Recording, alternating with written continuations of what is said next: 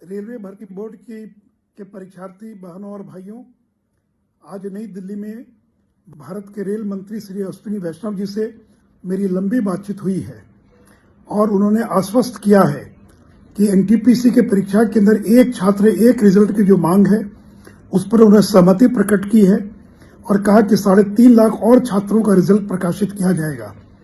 और दूसरा, group D की 2 परीक्षा के स्थान पर एक परीक्षा की जो मांग थी उस पर भी उन्होंने सहमति प्रकट की है।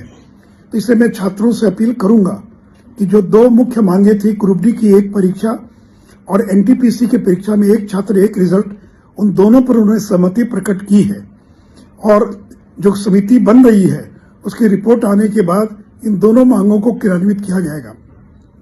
साथ ही साथ मैं पटना के पुलिस प्रशासन से अपील करूंगा कि छात्रों और शिक्षकों पर किसी प्रकार की कोई दमनात्मक कार्रवाई नहीं होनी चाहिए। अगर रेलवे बोर्ड ने समय रहते स्पष्टीकरण दे दिया होता तो शायद ये दुर्भाग्यपूर्ण स्थिति पैदा नहीं हुई होती। और ये कोई अपराधी नहीं है, ये सारे छात्र पढ़ने वाले छात्र हैं जो गलतफहमी में या रेलवे बोर्ड के स्पष्टीकरण नहीं आने के कारण लोग सड़कों पर आ गए और जो कुछ दुर्भाग्यपूर्ण घटना घटी है, तो ऐसे छात्रों के खिलाफ किसी प्रकार की कार्रवाई नहीं होनी चाहिए।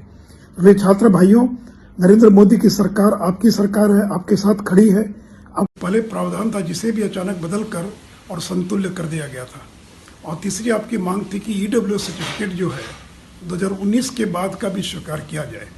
इन तीनों के बारे में अच्छी चर्चा हुई और मैंने बताया कि किस तरह से आरआरबी के लोगों ने 3 साल के बाद अचानक घोषित जो प्रावधान थे उसमें बदलाव कर दिया और उसी का परिणाम था कि छात्र आक्रोश में आ गए।